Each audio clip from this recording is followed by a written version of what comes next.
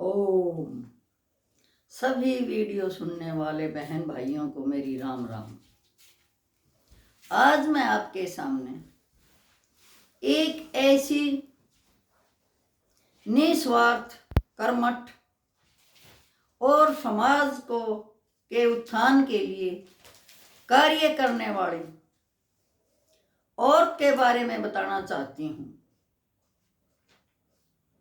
कि उसने कैसे कैसे क्या क्या त्याग किए और कैसे कैसे अपने समाज को, इस समाज के आने वाली जनरेशन पीढ़ियों को संवारने के लिए कैसे कैसे मेहनत की और कैसे कैसे उनको आगे बढ़ाया। मैं उसी के बारे में आपको एक कहानी के रूप में बताना चाहती हूँ। यदि आप लोगों को पसंद आए तो कृपया करके लाइक और सब्सक्राइब अवश्य कीजिए। यहीं रोहतक के अंदर बुआ लक्ष्मी होती थी। उसे सभी बुआ के नाम से पुकारते थे क्योंकि वो सभी को बुआ की तरह प्यार करती थी, सभी बच्चों को अपना समझती थी। ये बातें बहुत पुरानी हैं क्योंकि वही लक्ष्मी बुआ मुझे भी 35 साल पहले मिली थी, जबकि उसकी आयु 90 साल से ज्यादा थी, क्योंकि वो गांधी जी के समय की थी। उन्हीं के साथ उसने कई कार्य किए थे और देश के लिए मर मिटने वाली तथा देश के उत्थान के लिए सब कुछ न्यौछावर करने वाली एक ऐसी औरत थी जो कि समाज में हो ही नहीं सकती। लेकिन समय की विडंबना देखिए, जो इतने त्याग की मूर्ति थी उसके बारे में कोई इक्का दुक्का जानता है, या जिसने उसके द्वारा अपने आप को एस्टेब्लिश किया, अपने आप को एक अच्छे स्थान पर पाया, वो जरूर याद करते होंगे, क्योंकि वो भी बूढ़े हो चुके होंगे जिन्होंने की उसके द्वारा पढ़ाई की या उसकी सहायता से आगे बढ़ने में उसकी मदद ली। अब बुआ लक्ष्मी की शादी बहुत समय पहले यहीं रोहतक के अंदर हुई।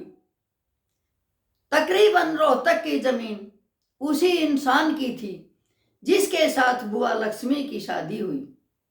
लेकिन भाग्य की विडंबना, क्यों ज्यों ही बुआ के शादी को 6 महीने हुए उसके पति स्वर्गवासी हो गए और बुआ अकेली रह गई, क्योंकि उनके खानदान में वो एक ही लड़का था। अब बुआ सोचने लगी कि गृहस्थ आश्रम यदि तेरे कर्म में होता तो परमात्मा तेरे पति को न उठाता। अब तू अपने जीवन का लक्ष्य बना और समाज का भला कर। उसने आर्य समाज के द्वारा अपने आप को आगे बढ़ने की प्रेरणा दी और जितनी जमीन थी वो आर्य समाज को दान में दे दी।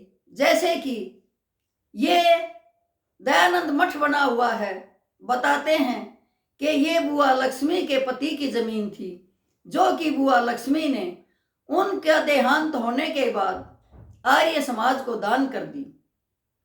रेलवे रोड बसा हुआ है, इसकी सारी दुकानें बुआ लक्ष्मी की जमीन में हैं, जो कि उसने अपने ही पद चिन्हों पर चलने वाले इंसानों को डोनेट कर दी। कुछों ने उससे चीटिंग करके नाम करवा ली, लेकिन बुआ को तो कुछ चाहिए ही नहीं था।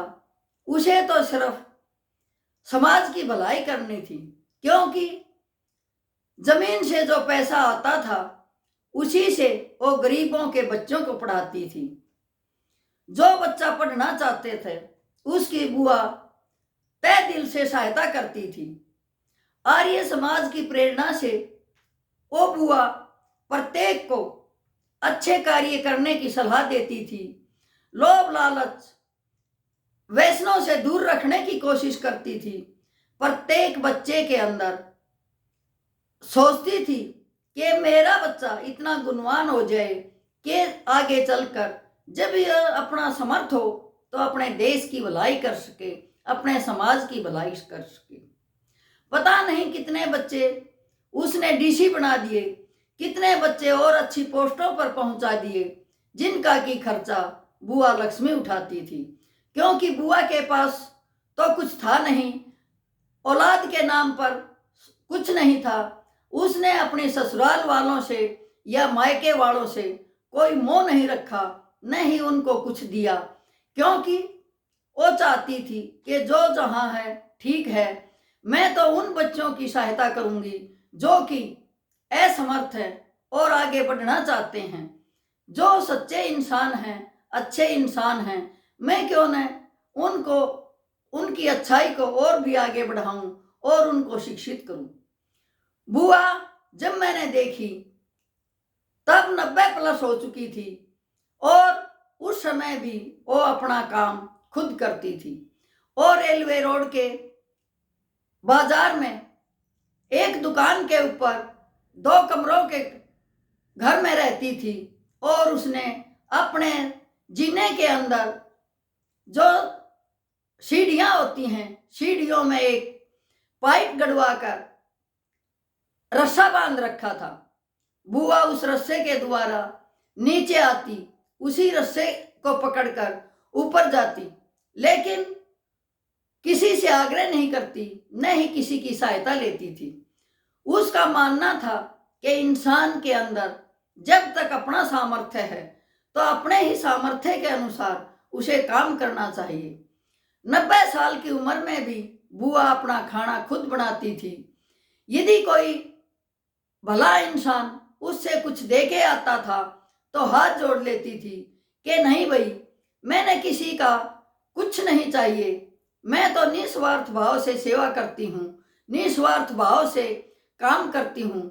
यदि किसी को मेरे से लेना है तो शिक्षा लीजिए, अच्छे पद चिन्हों पर चलने का,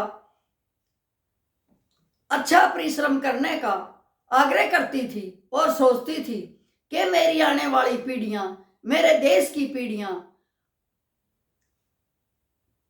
अहिंसा को अपनाकर आगे बढ़े तथा अपने देश तथा समाज का भला कर सकें।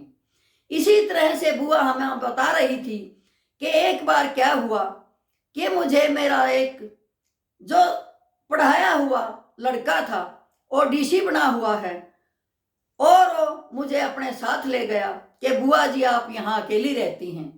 मैं क्या देखती हूँ कि डीसी तो अपने काम में व्यस्त रहता था, सुबह निकलता 10 बंदे साथ जाते, शाम को आता तो 10 बंदे साथ आते, किसी का कोई आग्रह होता, किसी का कोई आग्रह होता।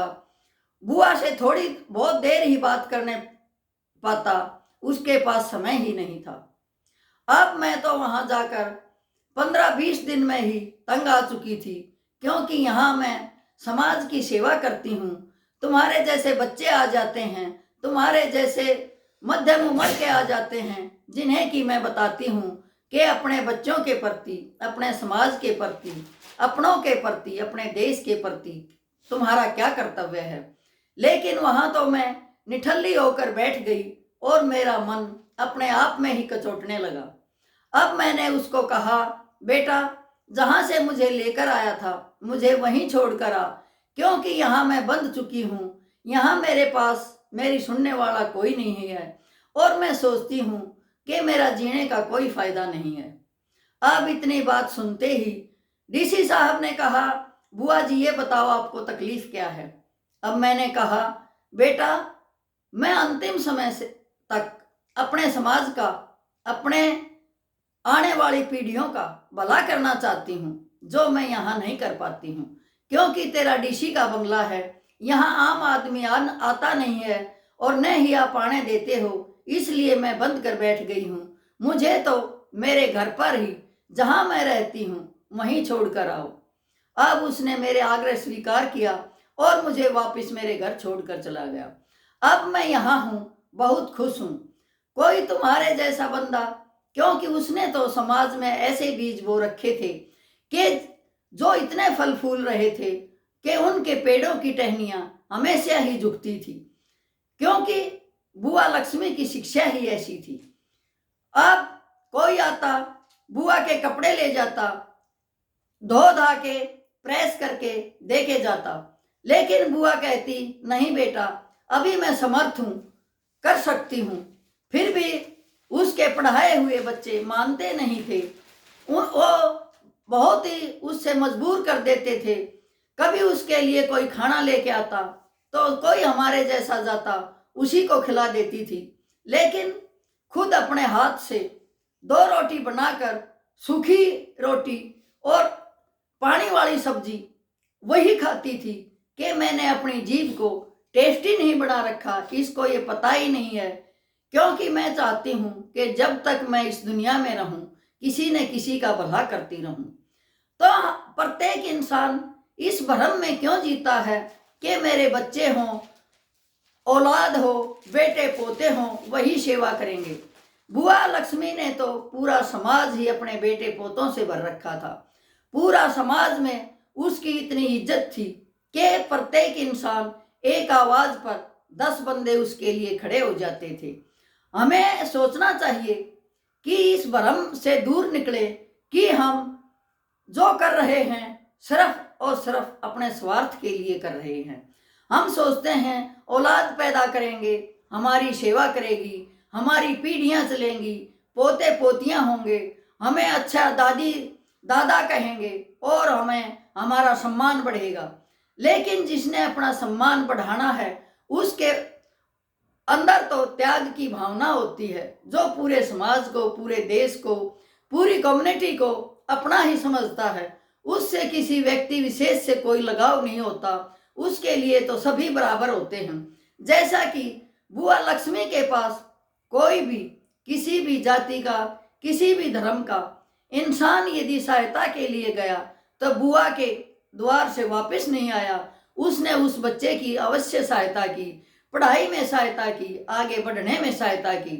तो मेरा आप लोगों से यही आग्रह है कि यदि थोड़ा बहुत हो सके तो यही भावना अपने अंदर रखिए कि यदि हम भला करते हैं तो वो बीज ऐसा बू जाता है कि उसकी टहनियाँ इतनी फलती फूलती हैं कि कई पीढ़ियों तक काम आती हैं।